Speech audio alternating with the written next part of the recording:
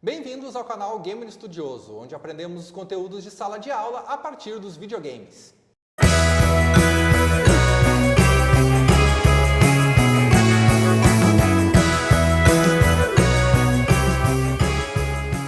Como vocês já sabem, o nosso projeto ele é voltado para trazer jogos que a gente costuma jogar em casa, nos divertir, esses jogos de videogame, e pensar eles como uma forma de estudo. Então, o que a gente aprende sobre inglês, o que a gente aprende sobre história, são todos conteúdos que a gente pode aprender enquanto a gente está jogando um jogo de videogame e que nos auxiliam de alguma forma a estudar.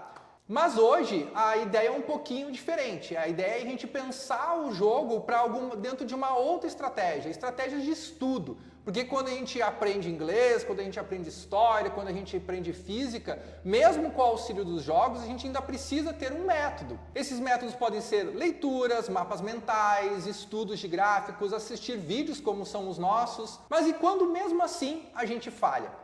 Mesmo quando a gente estuda e passa horas estudando, a gente vai e tenta chegar numa prova que a gente estudou, se preparou, passou 2 dias estudando e a gente mesmo assim vai mal nessa prova. Como lidar nessas situações?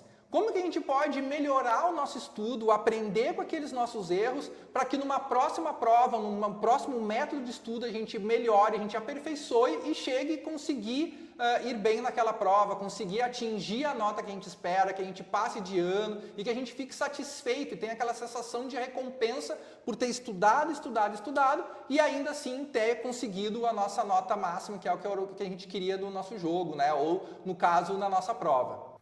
E para isso a gente tem um jogo, ou melhor, um estilo de jogo que pode ajudar a gente a pensar um pouquinho sobre isso. A gente está falando do jogo Dark Souls 3, ou no caso, o estilo de jogo Souls-like. Então o jogo de hoje que a gente vai abordar aqui no nosso projeto é o jogo Dark Souls 3, mas a gente pode talvez expandir isso para o gênero Souls-like como um todo, já que o jogo Dark Souls, que começou lá atrás ainda nos primórdios do PlayStation 3 com o jogo Demon Souls, e depois nós tivemos Dark Souls 1, 2, 3 dentro da mesma empresa, que é a From Software. Depois nós tivemos também Bloodborne, tivemos Sekiro e ultimamente a gente teve os jogos Elden Ring e Elden Ring Night Rain, que foi o último lançamento dessa empresa, E são todos jogos dentro desse gênero Souls-like.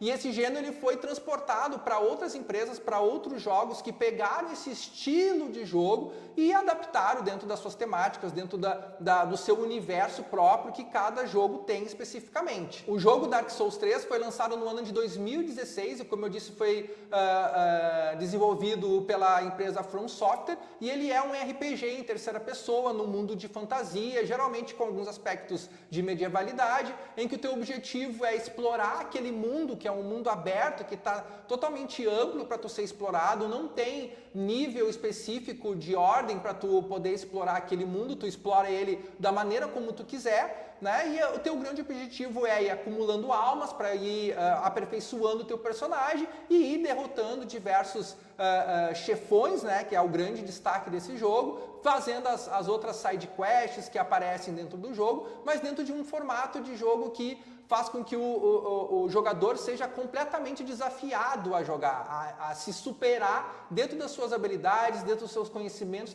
que ele adquire dentro do jogo, e a partir daí ele vai desenvolvendo novas habilidades, vai evoluindo o seu personagem até que consegue o objetivo final, que é derrotar o chefe final do jogo. Mas então, assim, dentro do ponto de vista de conteúdo, qual que é o conteúdo que é trabalhado no jogo Dark Souls 3, Ou no Dark Souls, ou no gênero Souls-like como um todo? A gente não pode pegar um gênero, um conteúdo de história especificamente para a gente trabalhar no gênero Dark Souls ou no jogo Dark Souls 3, mas a gente pode trabalhar algumas estratégias de estudo, algumas estratégias de aprender, aperfeiçoar, como é que a gente aperfeiçoa o nosso personagem, como a gente aperfeiçoa nossas habilidades dentro do jogo e fazer um paralelo com os nossos métodos de estudo. O jogo Dark Souls 3 ele é um jogo que ele é muito conhecido pela sua dificuldade, mas ele, ao mesmo tempo, ele te dá ferramentas para que tu supere essas dificuldades. E essas dificuldades são geralmente colocadas na mão do próprio jogador. Então é o jogador que tem que superar essas dificuldades para alcançar o objetivo final. E para falar então sobre o jogo Dark Souls 3, a gente trouxe para conversar aqui a Ana Gabriela Fortes. A Ana Gabriela ela é estudante de psicologia, ela atua aqui no Campo Jaguari como assistente de psicologia na assistência estudantil, ela faz trabalhos com os nossos alunos, né? E o objetivo é a gente conversar com ela sobre essas questões que envolvem o jogo Dark Souls 3, que trazem muito de conhecimento de psicologia e também métodos de estudo, né? Ana, muito obrigado por ter aceito o nosso convite para participar aqui do nosso vídeo de hoje. Eu que agradeço o convite.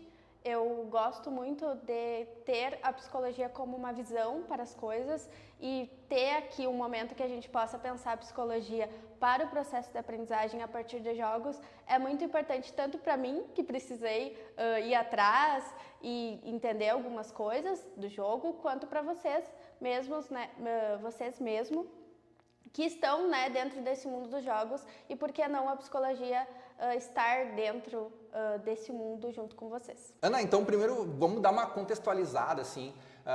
Eu tenho para mim os jogos de Souls-like e especialmente o Dark Souls 3 como um dos estilos de jogo que eu mais gosto assim.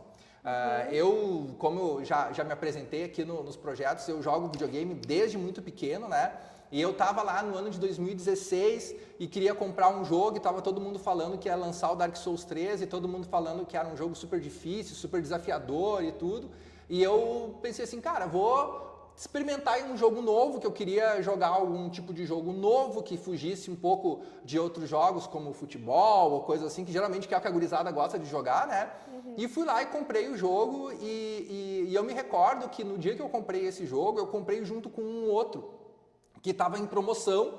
Eu disse, vou aproveitar essa promoção, que esse jogo eu quero muito jogar. Resultado, 9 meses depois eu só jogava o Dark Souls. Eu realmente adorei o jogo. Ele é desafiante e ao mesmo tempo viciante, assim, porque ele te estimula a jogar, a desafiar e tu vai sendo desafiado. Terminei o jogo uma vez, joguei ele de novo assim no modo New Game Plus que existe para ver o segundo final. Terminei o segundo final, fui lá ver o terceiro final e a partir daí assim degringolou, digamos assim, pro meu caso, né? Porque toda vez que tinha algum jogo novo desse estilo, eu adquiria e jogava. Então é um jogo assim que eu realmente adoro jogar, assim. É o meu estilo de jogo atualmente preferido junto com os jogos de simulação de corrida.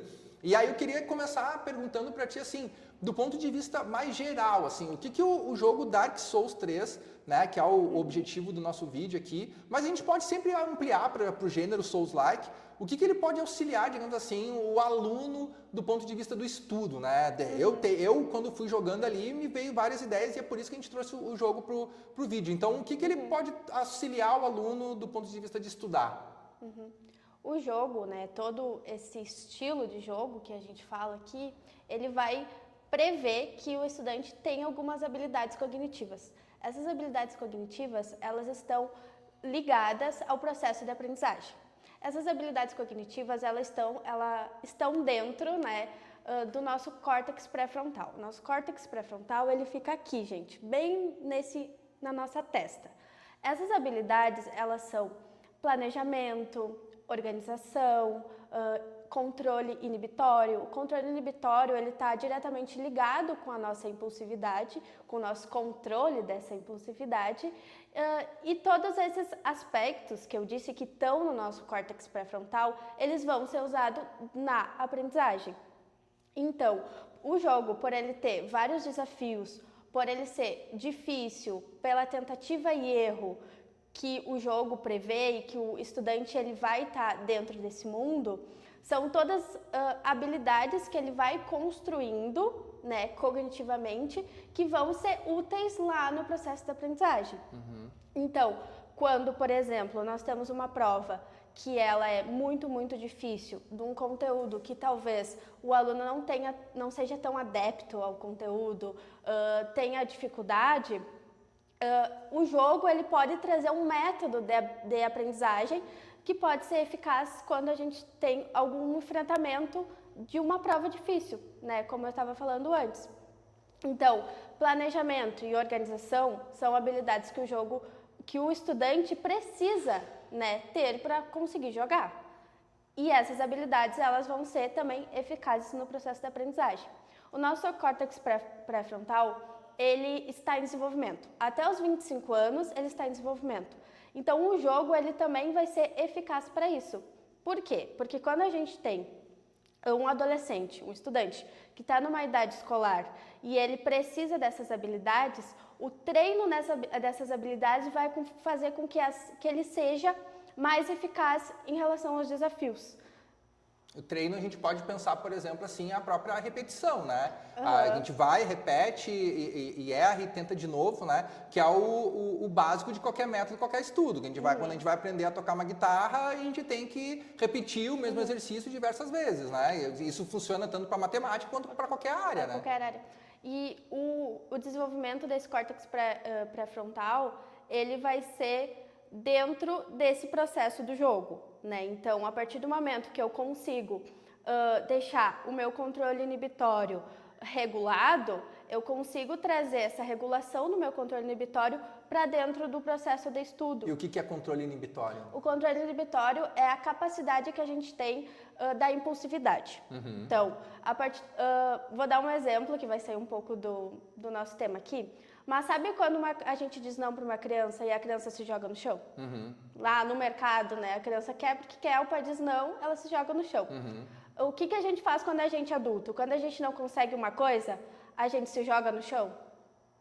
Não, mas eu tenho certeza que quem joga Dark Souls e morre no chefe faltando um golpe se joga no chão, porque eu já tive vontade de jogar no chão algumas vezes, assim. Então... Pra quem não conhece o jogo, assim, ó, ele tem uma dificuldade, depois a gente vai falar um pouquinho da questão da dificuldade, e muitas vezes, assim, a gente vai aprofundar um pouquinho depois disso, né, Ana? Mas, assim, às vezes tu tá ali falta só um golpe, e aí, assim, quando tu falou controle inibitório da impulsividade, eu associei com o jogo, mas estava associando errado, porque pra mim era muito assim, tipo, como falta só um golpe, tu esquece a estratégia, que é o que tu estava falando, né? Porque isso que ela estava falando é bem importante para tu vencer os inimigos que tem dentro do jogo ali. Tu tem que usar um pouco de estratégia, né? Então, seja o momento de desviar, o momento de aparar o golpe do inimigo e tudo. E muitas vezes quando falta só um pouquinho assim para tu matar, tu esquece aquilo ali, tu tenta ir de frente com ele, o cara te dá um golpe, tu morre. Aí eu queria me jogar no chão. Algumas vezes aconteceu, né? E aí, quando a gente tem um controle inibitório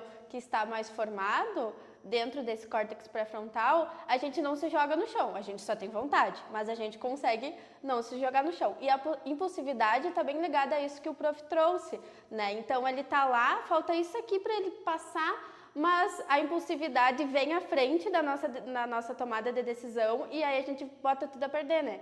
Porque toda a estratégia tu já esqueceu. Sim, exatamente. A estratégia tu bota no lixo, assim. Acontece muito no jogo. A gente tá ali, tá avançando e daqui a pouco tu precisa ali derrotar aquele boss que já tá há um tempão e tu morre do nada e aí porque tu esqueceu da estratégia em algum momento, né? Que é uma das coisas que ela tava falando que eu acho legal, assim, ele é um jogo que te exige a repetição, né? Exige tu pensar a estratégia. Bom, esse inimigo trabalha mais com flechas, então tu tem que tentar diminuir a tua distância para ele, porque se tu ficar longe ele vai te dar flechada não consegue, né? Em outros casos já é o contrário, tu tem que ficar distante tentando acertar ele de longe, né? Então são estratégias que tu vai desenvolvendo e no método da repetição, né? E da motivação, né? Então, eu fiquei me perguntando assim, por que um jogo tão difícil ainda nos faz querer jogar, né? Então poderia simplesmente perder no primeiro segundo do jogo e nunca mais jogar, né? Mas tem uma motivação intrínseca, que também é uma habilidade que o jogo vai nos trazer. Dentro dessa motivação intrínseca, nós temos um circuito de recompensa. Então, o que acontece? O nosso cérebro entende que quanto mais difícil o desafio que a gente passa, maior é a recompensa. E essa recompensa está ligada à motivação. Então, é um circuito, gente. Então, quando a gente consegue fazer uma coisa que foi muito, muito, muito difícil da gente fazer, que a gente errou várias vezes, né? Então, quando a gente consegue passar por uma prova que a gente fez vários testes e a gente não conseguiu passar naquele teste. E a gente faz a prova e a gente passa, né? Então, quanto maior o grau da dificuldade, maior é a nossa recompensa. E com isso, tendo em mente essa recompensa, a gente tem uma maior motivação. Isso é bem interessante. Isso é uma coisa que acontece realmente no jogo, assim, a sensação da recompensa, aquela adrenalina que te dá quando tu finalmente derrota o boss, assim, eu acho que se vocês procurarem no YouTube, assim, reações de jogadores jogando Dark Souls 3, vocês vão encontrar, vão estar cheio desse tipo de coisa, assim. Que se joga no chão mesmo. Que aí aí eu falo um palavrão, eu digo, te matei, não sei o quê. Porque realmente, às vezes tu ficou horas ali tentando matar aquele chefão e não consegue. E eu, no meu caso, gente, quando eu fui jogar esse jogo a primeira vez, que eu comecei pelo Dark Souls 3, pra vocês terem uma ideia. E como eu contei, eu não sabia que dava pra convidar, depois a gente vai falar um pouquinho sobre isso também, dava pra convidar pessoas online pra te ajudar a matar o boss. Então, pensa assim que eu joguei todo o Dark Souls 3 sozinho, porque eu não sabia que dava pra chamar gente online. Pode chamar até 3 pessoas, 2 ou 3 pessoas pra te ajudar. Então, todos os bosses que eu matei foram da minha habilidade, ficar horas ali tentando e tal. E a recompensa que tu tem, assim, de quando tu mata, assim, é uma sensação bem legal. Parecida com o que os meus alunos passaram hoje. A gente está gravando aqui um vídeo mais ou menos em dezembro. E hoje eu dei a notícia que uma turma inteira não pegou exame. E eles deram um grito que depois veio todo mundo me perguntar o que estava acontecendo. Assim, é mais ou menos a sensação. Se a turma aí estiver assistindo o vídeo hoje, eles vão lembrar disso daí, certo? E uma coisa que é que é o clássico do jogo, Dark Souls e do Souls-like, é a questão da dificuldade. Em alguns outros jogos que imitam esse gênero Souls-like, é um pouco, a gente pode dizer que tem uma certa facilidade, outros capricham um pouco mais na dificuldade, em ser difícil, mas especificamente do Dark Souls e todos os jogos da From Software, por exemplo, ele é difícil, mas ele é um jogo que te dá condições de tu superar aquele desafio. E a única coisa que tu precisa fazer é aprender como, né? Tu tem que descobrir, então ele diz, é isso aqui, agora cabe a ti descobrir como desenvolver isso e passar por essa dificuldade. Do ponto de vista, assim, do estudante que quer estudar, que tá com aquela dificuldade de uma matéria, o que a gente pode trazer de dicas, assim, do jogo pro estudo? No jogo, a gente fala de uma dificuldade que é honesta, né? Que é uma dificuldade que o estudante sabe que existe, que está lá, mas que ela, apesar de ser difícil, ela é completamente passível de se superar, né? Então, isso vai exigir do quê? Exigir do estudante uma autonomia e uma autoeficácia. Autonomia em que sentido? O estudante vai ter que estudar os padrões do jogo, vai ter que estudar o mapa do jogo, qual é a melhor forma de passar por aquele boss, e com isso ele vai criar uma estratégia, ele vai criar um mapa mental traçando cada ponto, né, como uma habilidade a ser estruturada, a ser estudada, né? Quando a gente fala de processo de aprendizagem, a autonomia ela é muito importante, porque ela vai trazer também que o aluno entenda que existe uma forma de estudar e qual que é a forma que para ele vai ser mais fácil, né? Então, para o estudante vai ser mais fácil ouvir, para o estudante vai ser mais fácil escrever, né? Então, ele vai ter que pensar sobre aquele conteúdo, assim como ele pensa e cria estratégias para passar no jogo. A autoeficácia, ela é uma crença. Quando a gente nasce e a gente cresce, a gente vai tendo várias crenças que são criadas ao longo da nossa vida.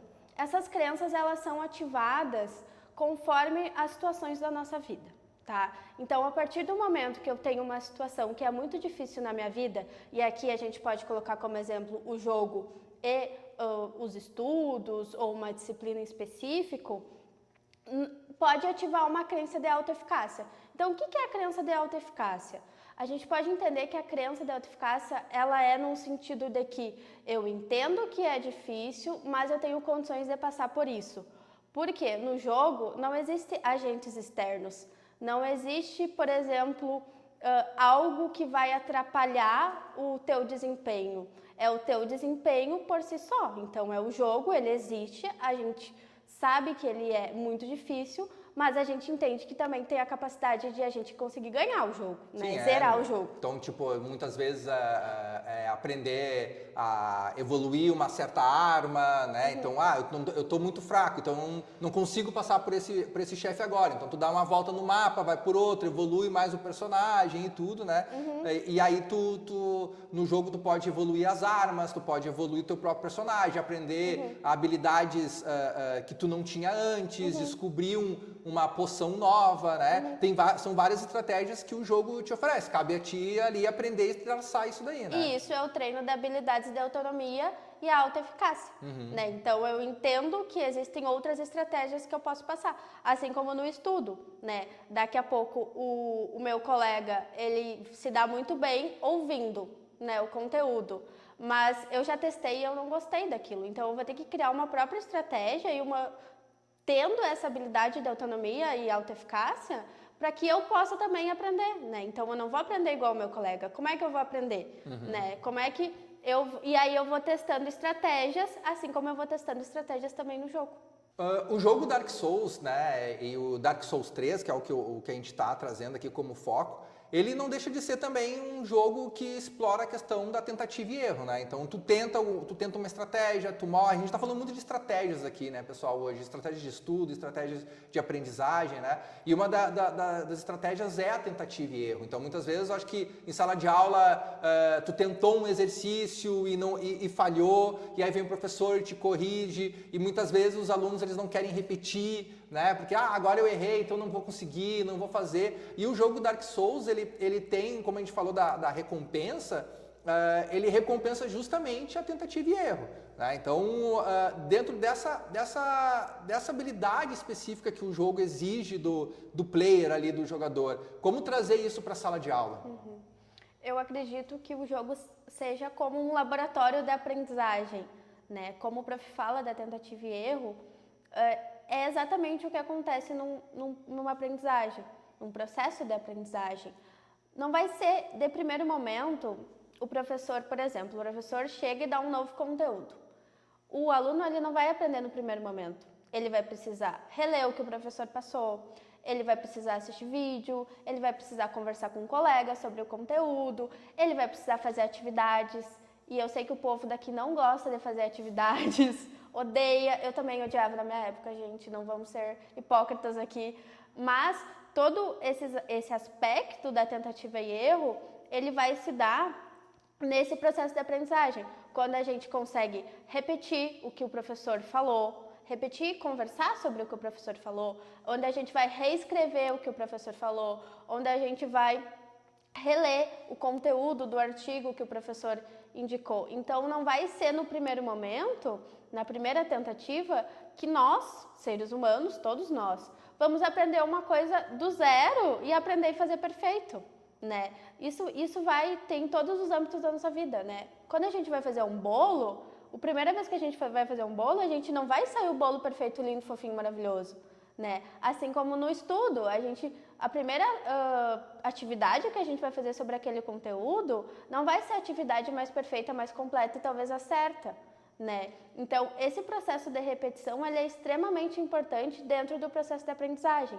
E é um processo de repetição que o estudante ele começa a suportar dentro do jogo. Porque ele precisa suportar, né? Por causa de todo aquele circuito de motivação que a gente conversou anteriormente. Exato, eu acho que assim, já fazendo um link, assim, essa questão da tentativa e erro, que está muito presente no jogo, assim, ela também acaba levando para um outro aspecto, que é a questão da frustração.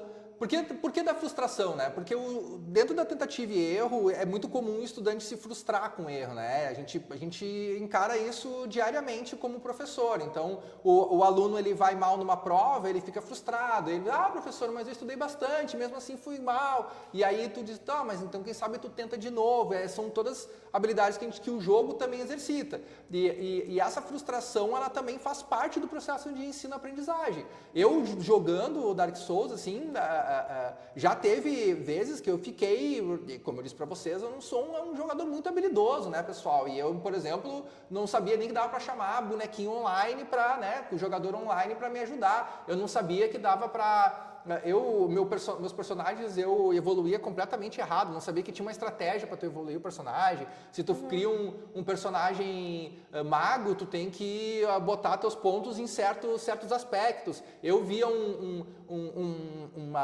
uma habilidade lá que exigia tantos pontos, eu saía upando aquele. Então meu boneco era um Frankenstein, digamos assim, né?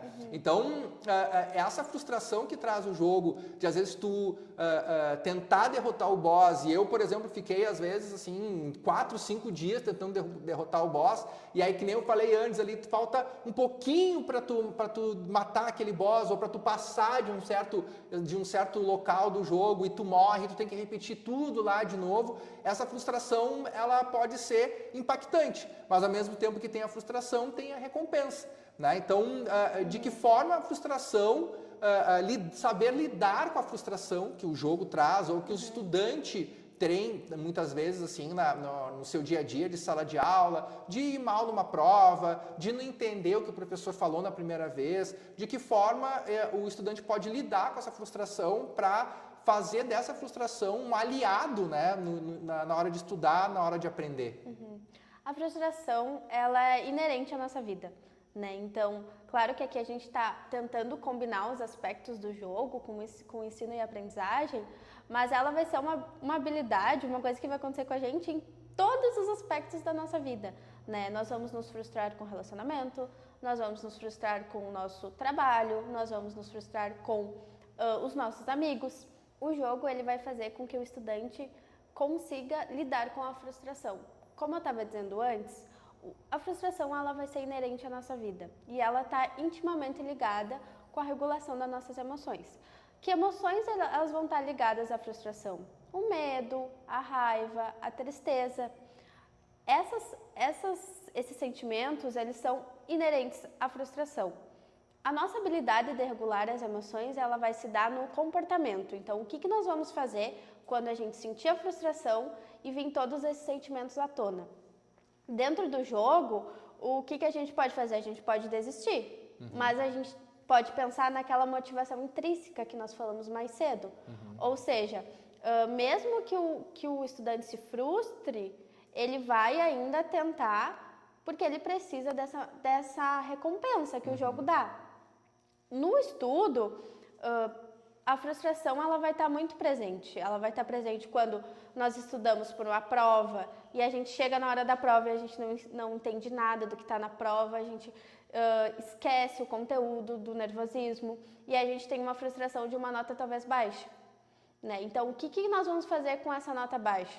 A gente vai ter que reorganizar a nossa estratégia de estudo para que daqui a pouco nós conseguimos recuperar essa nota. Então, a frustração, ela está muito presente no jogo. Eu acho que talvez seja uma das características mais fortes do jogo, né? Essa habilidade que nós temos de se frustrar. E o que fazer com isso. E aí a gente vai treinando. Exatamente, porque assim, é muito conhecido, como eu já falei antes, as reações do pessoal jogando, mas ao mesmo tempo, aquela ideia assim, tu quase matou o boss e aí ele te matou, ou então tu tá tentando passar, e aí às vezes tu pega o controle e faz tipo... Não é possível, cara. E aí começa... E aí tu para, que assim, tu fica frustrada. Eu, por exemplo, eu olho pra cima e tal. Aí dá a raiva, que tu falou. Dá o medo, porque tu não quer passar de novo, porque tu não quer morrer de novo ali. Aí tipo, tá. Aí tu pega o controle e vai, e tenta de novo, e tenta de novo, e tenta de novo. Até que tu vai desenvolvendo a principal habilidade ali, como tu falou, que é da motivação. E tu tem a recompensa final, certo? E como é importante que o estudante saiba regular suas próprias emoções para que não vá tudo abaixo, né? Então, tirei a nota ruim, vai ser ruim mesmo, né? Então, o quanto essa frustração ela é importante para que esse estudante ele construa essas habilidades que vão ser para a vida dele, além do estudo. Perfeito. Né? Isso é importante. Para finalizar, assim, um componente que eu acho bem interessante do jogo é seu aspecto multiplayer, né? Ele também tu pode jogar, como eu disse para vocês, eu não sabia disso, eu fiquei jogando até terminar a primeira vida do jogo, assim, que eu virei o primeiro jogo sem saber que eu podia importar pessoas, né? Convidar pessoas para me ajudar. Mas ele tem esse aspecto no multiplayer que é o aspecto colaborativo, né? Então, se tu tá com muita dificuldade em alguma área, em alguma coisa, tu pode convidar pessoas online para te ajudar. Elas vão pro teu mundo, elas te auxiliam ali. Tem um aspecto que tu pode invadir o mundo do outro para tentar, né, atrapalhar o outro jogador, mas eu acho que o principal aspecto pelo qual o jogo é conhecido é esse aspecto colaborativo. Tanto que eu acho muito interessante o multiplayer do jogo Dark Souls por ser colaborativo e ser um ambiente online, que hoje em dia a gente tem muitos jogos online, né, pessoal, que tem aquele ambiente tóxico, de toxicidade, das pessoas se xingando e tudo. E o Dark Souls, por não ter chat online, nem nada, é só a comunicação, é tudo por gestos, o jogo também já te limita, tu só faz gestos legais pro cara e tudo. E como que a gente pode transportar isso para a vida do estudante, por exemplo?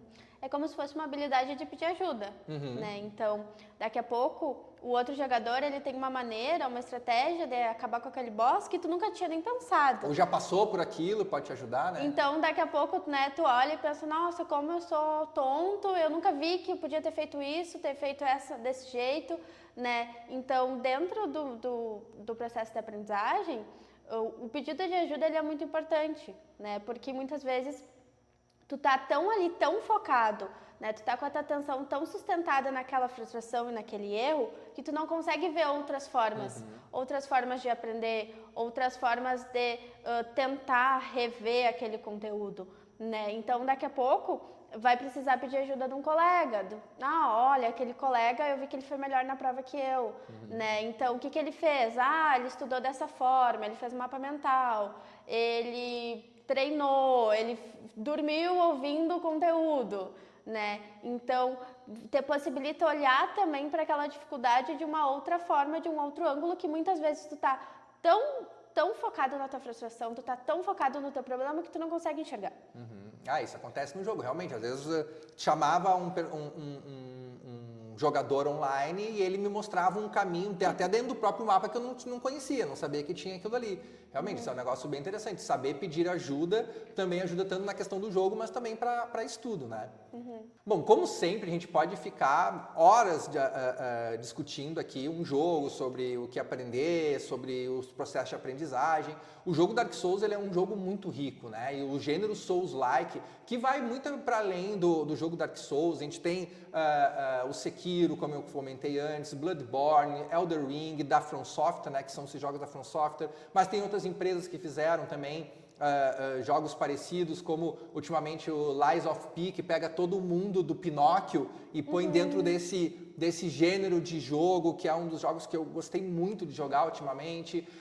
Tem, para quem gosta aí de Star Wars, por exemplo, tem os Jedi Fallen Orders. Eles começaram, que foi o primeiro, e agora tem um outro jogo que eles lançaram, pega a mesma ideia de gameplay para abordar. São jogos que nos ensinam muito, mas como geralmente a gente tem um tempo curto e exíguo para a gente trabalhar aqui, a gente vai deixar que vocês explorem os jogos, né? Joguem Dark Souls, se for possível, né? Para que vocês aprendam e experienciem essas questões. Mas para agora eu queria agradecer a Ana por ter participado novamente do nosso projeto. Esse provavelmente é o último vídeo do ano, então aproveitar aqui e agradecer os nossos bolsistas, né? A Esther, a Eliege e o Jean-Pierre, que sempre auxiliaram nos nossos vídeos e no nosso projeto. E novamente, Ana, muito obrigado por ter participado do nosso vídeo de hoje, esclarecendo, tirando essas dúvidas, né? Fazendo com que a gente aprendesse um pouco mais sobre jogos e estudo, né? Agradeço o convite de novo. É muito importante para mim que a gente consiga ver as habilidades do jogo e transpor elas, né, para o processo de ensino e aprendizagem.